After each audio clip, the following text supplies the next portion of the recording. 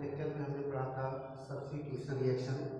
तो उसमें हमने कुछ आपको एग्जाम्पल दिए थे, ठीक है। तो एग्जाम्पल दिए थे, थोड़ा सा उस एग्जाम्पल को और देख लेते हैं। हम एग्जाम्पल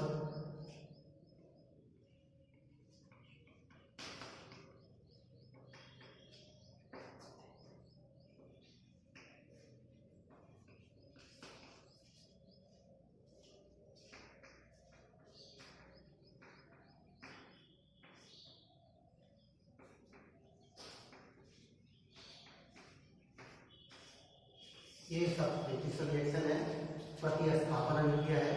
इसको हमने कल बताया था, लास्ट डेट कल का यही था। इसके बारे में थोड़ा बहुत और जानकारी आपको दे देते हैं।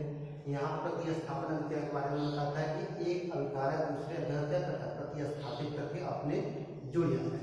जैसे एग्जाम्पल हम यहाँ पर लिखते हैं CuSO4 कॉपर सल्फेट प्लस आप के साथ लगाते हैं आयरन के साथ।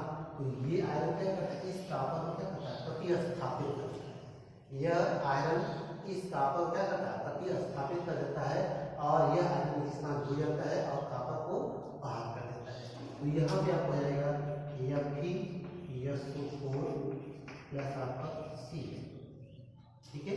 एक और एग्जाम्पल हम देते हैं, जैसे ये आपका CH4 है, मीथेन है, प्लस आपका Cl2 के साथ लगाते हैं सनलाइट की उपस्थिति में,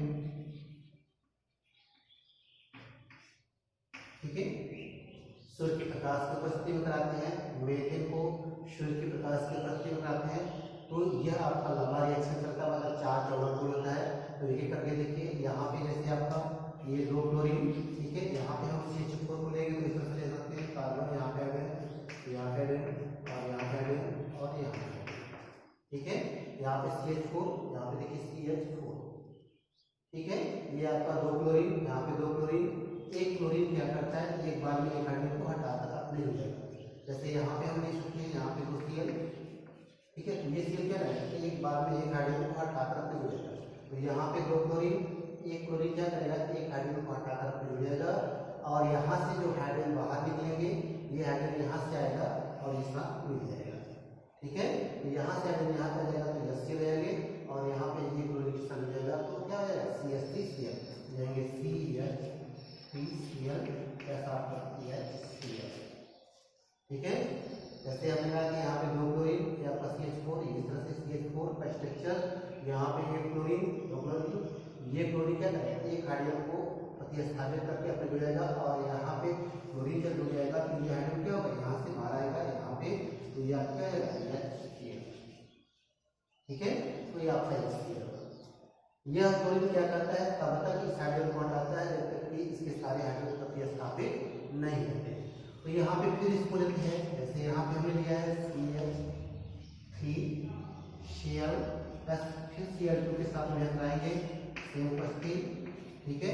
फिर यहाँ पे देखिए 2 Cl, फिर ये Cl क्या करेगा, इस वाले हाइड्रोजन को हटाएगा, इसमें से एक हाइड्रोजन को हटाएगा और यहाँ से एक हाइड्रोजन बाहर निकलेंगे, इसके साथ जुड़ जाएंगे और यह Cl इसके साथ जुड़ जाएगा। तो ये आपका है CH2Cl2 प्लस आपका HCl।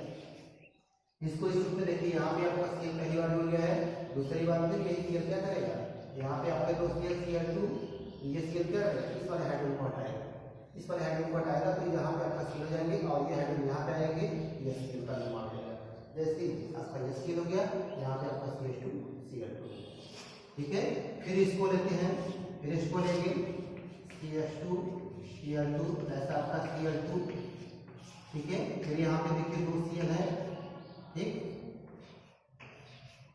फिर ये Cl क्या करेगा, इस हाइड्रोजन को हटाएगा, फिर ये Cl देखिए यहाँ पे Cl2, फिर यहाँ पे आपका Cl हो गया है तो इस वाले H को हटाएगा तो यहाँ पे फिर Cl हो जाएंगे और यहाँ से H बाहर आएंगे, यहाँ से मिल जाएंगे आपका HCl बन जाएगा। तो यहाँ पे क्या आएगा CHCl3 प्लस आपका HCl, ठीक है। फिर इसको लेंगे तो ये आप हो जाएंगे CHCl3 प्लस आपका Cl2, ठीक है। फिर यहाँ पे देखिए 2 Cl है Cl2, फिर ये Cl क्या करेगा, इस हाइड्रोजन को हटा देगा और अपने जुड़ेगा और यहाँ से हाइड्रोजन बाहर आएंगे, इसे साथ मिल करके HCl बना लेंगे। ये आपको जाएगा CCl हो जाएंगे प्लस आपको क्या हो जाएगा HCl, यह आपका 4 चरणों में संपन्न होता है। लास्ट आपका उत्पादक ये बनता है, ये आपका लास्ट प्रोडक्ट है। ठीक है, लास्ट उत्पादक आपका ये बनता है। तो ये क्या है, एक प्रकार का प्रतिस्थापन अभिक्रिया है। प्रतिस्थापन अभिक्रिया में यह क्लोरीन, देखिए यह क्लोरीन क्या करता है, इस हाइड्रोजन को प्रतिस्थापित करता है, हटाता है, बार बार हटाता है, जबकि इससे सारे हाइड्रोजन हट नहीं जाते। तो एक बार में एक हाइड्रोजन को हटाकर अपने जुड़ जाता है, यहाँ पे आते हैं CH3Cl और एक ClH के साथ मिलकर के HCl बना देता है। दोबारा फिर इसको हम लेकर के अभिक्रिया कराते हैं Cl2 के साथ, तो फिर देखिए 2 Cl, फिर ये Cl क्या करेगा, एक हाइड्रोजन को फिर हटाएगा, तो यहाँ पे क्या इतने हाइड्रोजन बच जाएंगे, 2 हाइड्रोजन। तो ये आपको जाएगा CH2 और एक Cl और हो जाएगा, तो जाएगा Cl2 प्लस आपका HCl। ठीक है, फिर इसको हम लेते हैं, पुनः इसको लेंगे, फिर CH2 Cl2, फिर Cl2 के साथ मिलाएंगे, फिर ये Cl क्या करेगा, फिर एक हाइड्रोजन को हटाकर अपनी हो जाएगा, यहाँ पे हाइड्रोजन एक और कम हो जाएंगे और एक हाइड्रोजन बाहर निकलेंगे, ये सब मिल करके HCl बना देंगे।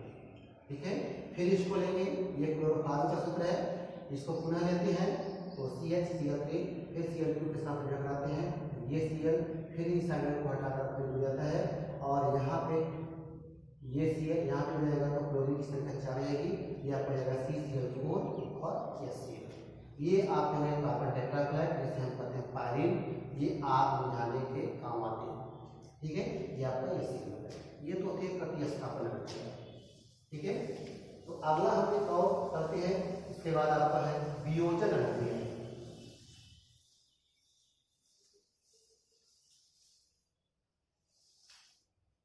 वियोजन अभिक्रिया तीसरा है।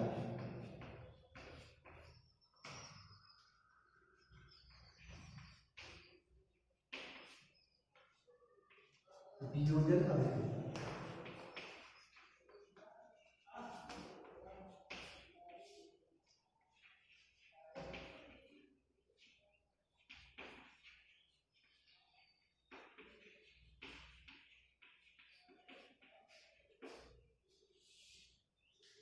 वियोजन अभिक्रिया डिसोसिएशन रिएक्शन।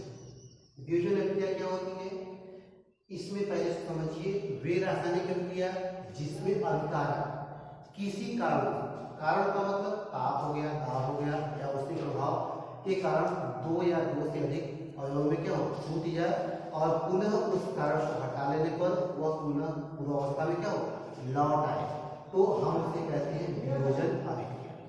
फिर से एक बार ध्यान सुनिए, वे रासायनिक अभिक्रिया जो किसी कारणवश का मतलब ताप हो गया, दाब हो गया, इन सब कारण वह 2 या 2 से अधिक अवयवों में क्या हो, टूट जाए, और पुनः वह कारक हटा लेने पर वह पूर्वावस्था में लौट आए, तो उसे क्या कहते हैं, वियोजन अभिक्रिया। यह अभिक्रिया एक प्रकार का क्या है, उत्क्रमणीय अभिक्रिया, क्योंकि जब हम पूर्वावस्था के जो कारक हैं उसको हटा लेते हैं, जब हटा लेते हैं तो वह क्या होता है, पूर्वावस्था में लौट आता है, इसलिए यह एक बार क्या है, उत्क्रमणीय अभिक्रिया। ठीक है, यहाँ पे देखिए सबसे पहले इसकी परिभाषा लिख लेते हैं, वे रासायनिक अभिक्रिया।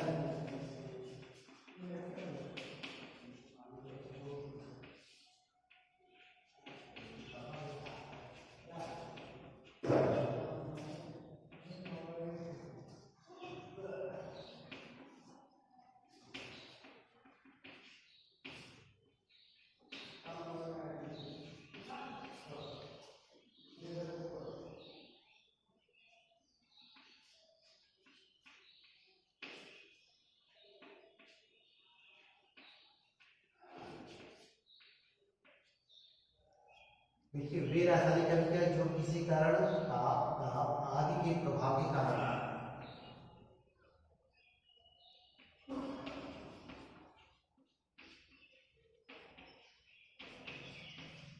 प्रभाव के कारण 2 या 2 से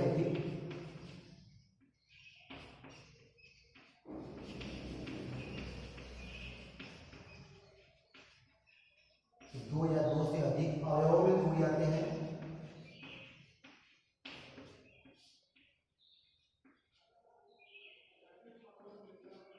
या अलग अलग जाते हैं, 2 या 2 से अधिक अवयवों में अलग अलग जाते हैं।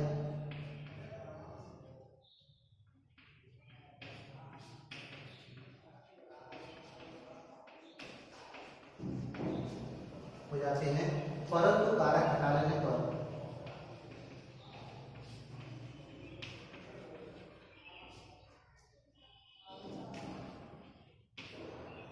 कारक या कारक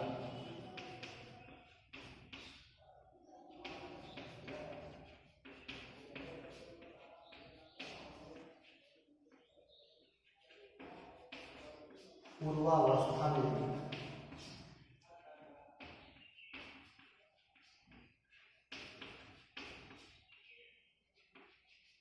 लौट आते हैं, ठीक है, वियोजन अभिक्रिया करते हैं।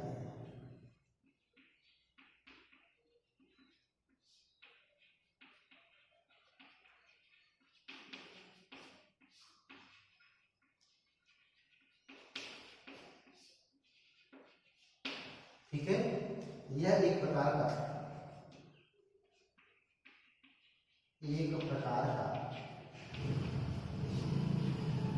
उत्क्रमणीय अभिक्रिया।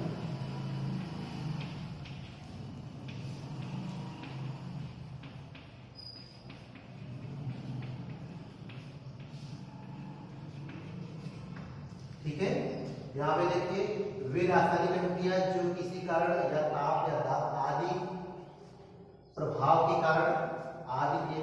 कारण दो या दो से अधिक अणुओं में अलग अलग जाता है या टूट जाता है, ठीक है, परंतु कारक या कारण हटा देने पर, ठीक है, पूर्व अवस्था में लौट आता है, तो उसे हम कहते हैं वियोजन अभिक्रिया। ठीक है, ये क्या कर रहा है, वियोजन अभिक्रिया। तो यह क्या है, उत्क्रमणीय अभिक्रिया है। ठीक है, जैसे एग्जांपल आपको देते हैं, एग्जांपल में जैसे लिख ली NH4Cl, ठीक है, ये उत्क्रमणीय अभिक्रिया का ये तीन होता है। अब ये NH4Cl अमोनियम क्लोराइड, ये क्या करते हैं, इसको हम हीट करते हैं, ठीक है, हीट करेंगे तो ये क्या होगा, दो या दो से अधिक अणुओं में टूट जाएगा, क्या जाएगा, ये हो जाएगा NH3 प्लस आपका HCl। ठीक है, इसको कोल्ड करते हैं, मतलब इसको गर्म, ठीक है, ठंडा कर देंगे, ठंडा कर देंगे तो ये आपका उसी अवस्था में लौट आएगा।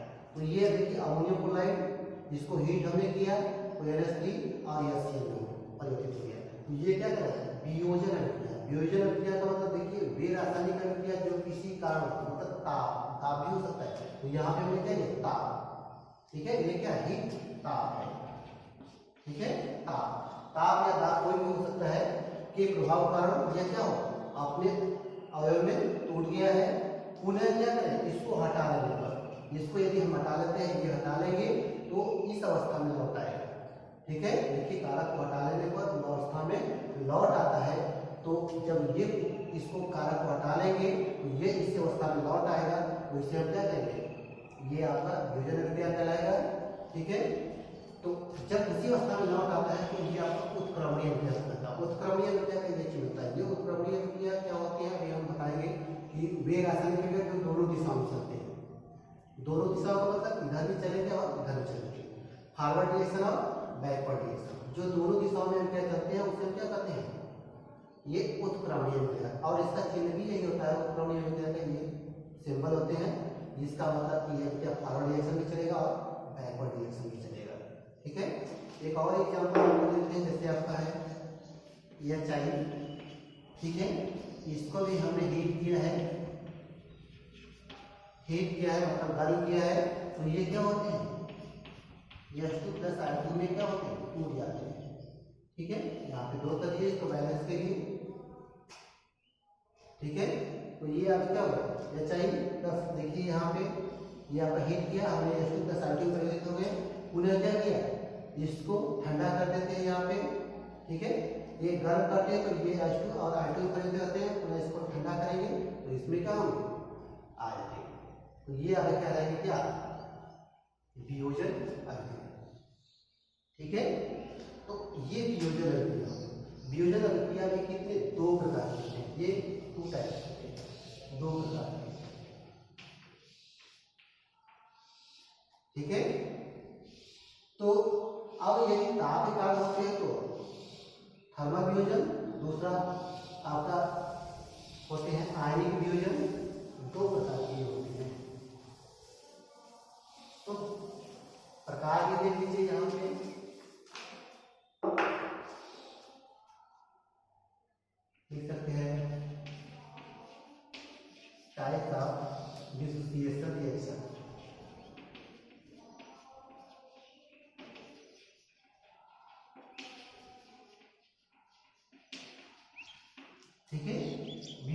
अभिक्रिया के प्रकार।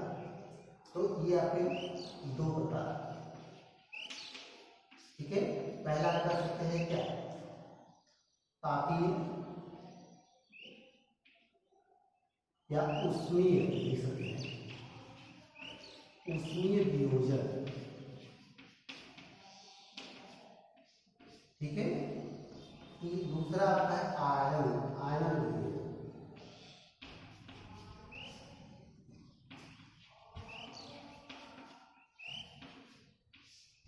या इसको कहते हैं विद्युत अपघट्य वियोजन।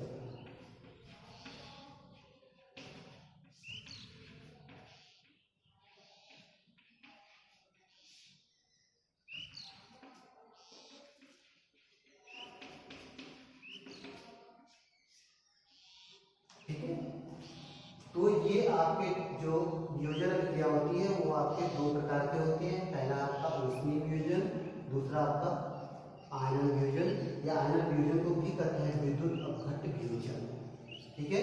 तो सबसे पहले इसको हम देखते हैं ऊष्मीय वियोजन, ठीक है। तो पहले देखिए ऊष्मीय वियोजन।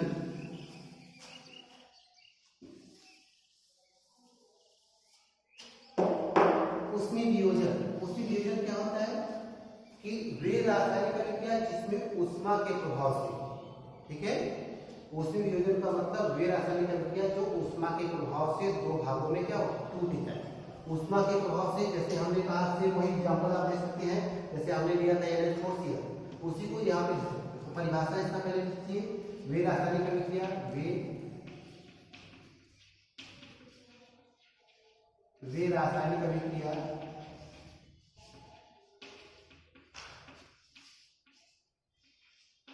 जो ऊष्मा के कारण, वे रासायनिक अभिक्रिया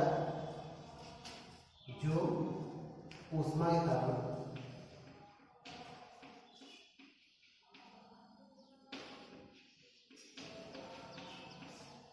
वे रासायनिक अभिक्रिया जो ऊष्मा के कारण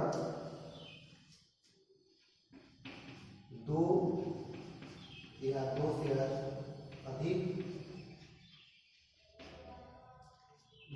से अधिक भागों में टूट जाते हैं।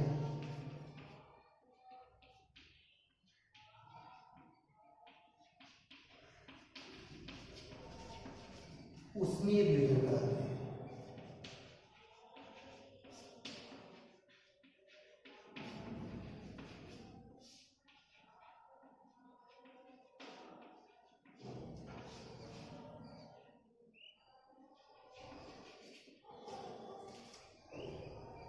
ठीक है, वे रासायनिक अभिक्रिया जो ऊष्मा के कारण, ठीक है, दो भागों में टूट जाते हैं, उसे हम कहते हैं ऊष्मीय वियोजन। कौन टूटते हैं? अभिकारक होते हैं, ठीक है।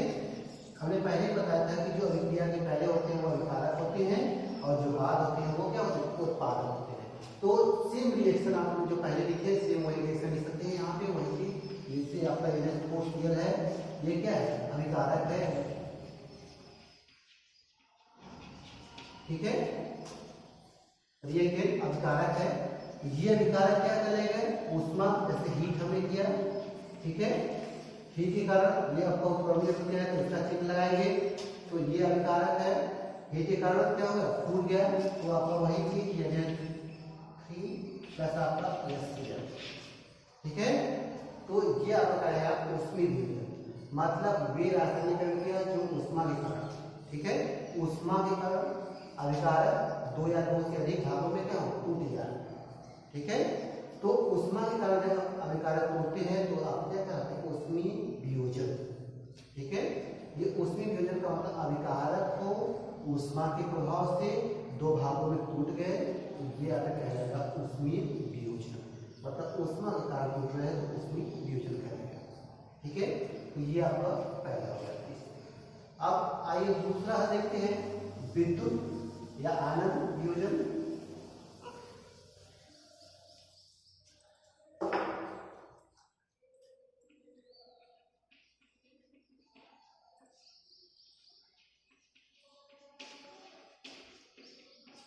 ठीक है, आयनन वियोजन। आयनन वियोजन का मतलब होता है जो आयनिक टूट जाए, वे पदार्थ, ठीक है, वे पदार्थ जो जल में घुलने पर अपने आयनों में क्या हो? टूट जाए, उसे हम कहते हैं क्या, आयन वियोजन। तो लिख सकते हैं परिभाषा, वे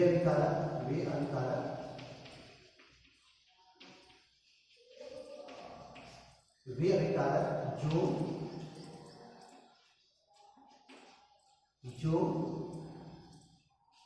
जल में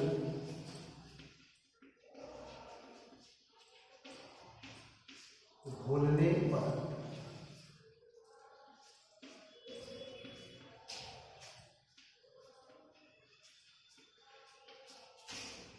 पर दो विपरीत आयनों में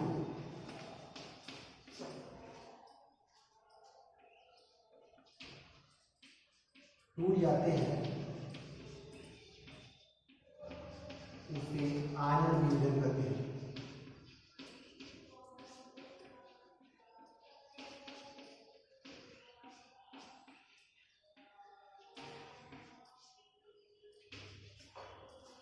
ठीक है, आयन वियोजन का मतलब वे अभिकारक जो जल में घुल, मतलब जो अभिकारक हो उसको जल में यदि हम घोलते हैं तो वह दो विपरीत आयनों में क्या होते हैं, टूट जाते हैं। ठीक है, विपरीत आयनों में टूट जाते हैं। तो विपरीत आयन का मतलब एक धन आवेश होगी, दूसरा आपका ऋण आवेश होगी, तो विपरीत आयन टूट जाते हैं, इसे कहते हैं आयन वियोजन। ठीक है, तो आयन वियोजन का मतलब जैसे हमने यहाँ पे NaCl ले लिया है। ठीक है, जब हम इसको विपरीत आयन तोड़ेंगे, जल में घोलेंगे, तो यहाँ पे जल लिख देते हैं। जल में घोलेंगे तो क्या हो जाएगा, ये आपका Na+4 प्लस आपके Cl -4। ठीक है, तो ये आपको कहलाएगा आयनन वियोजन। आयनन वियोजन का मतलब कि वह अभिकारक जल में घोलने पर विपरीत आयनों में टूट जाते हैं, तो उसे हम कहते हैं आयनन वियोजन। यहाँ पे NaCl लिया है, सोडियम क्लोराइड, इसको हम जल में घोल दिए है, तो ये आपका Na+4 और Cl आपके -4 आयनों में क्या टूट गए हैं। ठीक है, एक और एग्जाम्पल लेते हैं, जैसे आपका MgCl2। ठीक है, इसको भी जल में घोलते हैं। ठीक, तो यहाँ पे क्या है, ये उत्प्लवनीय अभिक्रिया का चिन्ह यहाँ पे लगा सकते हैं, क्योंकि ये आपका जो वियोजन अभिक्रिया होते हैं वो आपके उत्प्लवनीय अभिक्रिया होते हैं। तो ये आपको जाएगा Mg2+4 प्लस आपके 2Cl आपके -4। ठीक है, तो ये अपने आयनों में क्या हो टूट गए। अब इसको आप ये जल में घोलने पर यह अपने आयनों टूटे हैं। जैसे आपका हमने कहा कि सोडियम क्लोराइड, इसको जल में घोलेंगे तो सोडियम +4 और Cl आपके -4 में क्या होंगे, टूट जाएंगे। और उसी तरह से MgCl2 है, इसको जल में घोलेंगे तो आपका Mg2+4 और Cl आपके -4 में क्या होंगे, टूट जाएंगे। पुनः इसको जल वाष्पित करते हैं। ठीक है, ये जल में घोले तब ये टूटा है, यदि हम जल को वाष्पित कर दें, जल को निकाल लें, जल को वाष्पित कर लेंगे तो क्या हो जाएगा, आपका MgCl2 में फिर परिवर्तित करेंगे। ठीक है, तो ये आपका वियोजन अभिक्रिया हो गया। अगला एक और आपका है रासायनिक अभिक्रिया। तो चलिए आपका अपघटन अभिक्रिया। तो अगला आपका है चौथा अपघटन अभिक्रिया।